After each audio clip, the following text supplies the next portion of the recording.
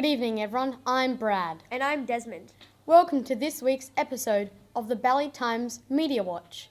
In today's edition, we will be taking you on an alarming journey through the shocking fake news currently being published by the very questionable News Corp Bally Blast, starting with the story titled The Swim Carnival or The Scam Carnival.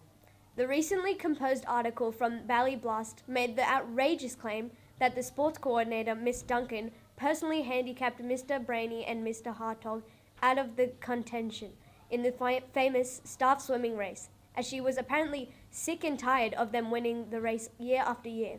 It all sounded a bit suspicious, and facts weren't adding up. We questioned Miss Duncan to see if she had, in fact, unfairly disadvantaged Mr. Hartog and Mr. Brainy on the false belief that they were previous winners. While she avoided addressing the question of whether she plotted to ensure Mr. Hartog and Mr. Brainy wouldn't win, she somewhat incredibly stood by her claim that Mr. Brainy and Mr. Hartog were prolific winners of the teachers' race. After this statement, we decided to dig deeper. A quick search through the record books revealed that Mr. Brainy and Mr. Hartog have never actually won the event. Much to their embarrassment, both these teachers somewhat sheepishly admitted they have never won.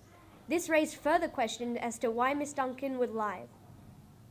So we dug deeper into some of the story's other claims, most specifically the suggestion that Miss Hamilton bribed the other competitors to allow her to win the race. We followed up this claim by interviewing Miss Hamilton. She responded saying that she had not bribed anyone and that she had been a natural swimmer since birth. Miss Hamilton furthermore added to the point and stated that Mr. Brainy and Mr. Hartog have never won the swimming event.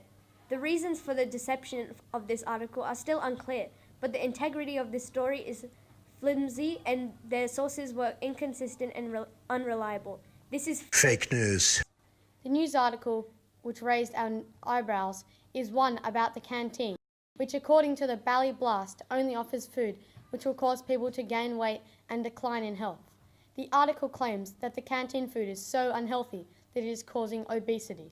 The story states that the recommended sugar intake is 6 teaspoons, while 355 ml of Coke has 9.5 teaspoons of sugar, and therefore the canteen is already exceeding the recommended intake of sugar in just one product. A recent look at the canteen's menu shows that they do not sell Coca-Cola, and in fact over half of the food canteen sells is healthy. 31 out of the 50 items to be exact. The canteen does sell some sugary food, but it is not the canteen's fault if students choose to eat unhealthy. Furthermore, our canteen food cannot cause obesity unless the students are eating unwholesome food at home and or do not have any very good physical health. It's time we look to the students to make mature decisions themselves rather than shift responsibility, which is exactly what this article is doing. Another article with questionable journalism is the one on the Bally school grounds and how the students are impacting its cleanliness. This article starts off by stating that the playground has wrappers flying past your face and piles of rubbish in every corner. When you walk outside between classes or for recess or lunch, is that what you see, Desmond? I certainly do not. In fact, the school has made extraordinary efforts driven by Mr. Selden and the committed staff to ensure the playground is clean and the school grounds are respected. The impact of this effort is obvious. Exactly. Bally Boys is a clean space with bins everywhere. The review also mentioned that due to the extent of the problem, the school would be spending $20,000 on bins. If a normal bin costs $80, that's 250 bins just for one school. If you want to ruin a playground, then spread 250 bins around an already limited space. Not to mention that all the bins are already there. There wouldn't be enough space per bin.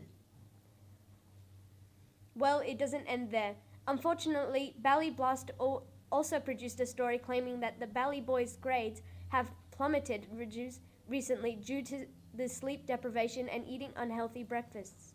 That's strange. In February this year, the Sydney Morning Herald published a piece saying that Bally Boys break the HSC mold for all boys comprehensive public schools, naming the Balgala Boys as one of the 5 dramatically effective schools in New South Wales for achieving significant and sustained success in the HSC throughout the past 5 years. Doesn't sound like a plummet in grades to us. Sleep deprivation can make students idle around in class, but the teachers do not tolerate that and push them through these hard times to ensure they achieve to their potential. Which is exactly why Bally is getting such excellent marks in the HSC. Exactly right, but it raises the question as to why Bally students who are fully aware of the wonderful extent of their school's achievements would try and be so critical. Find out on next week's episode of Bally Times Media Watch.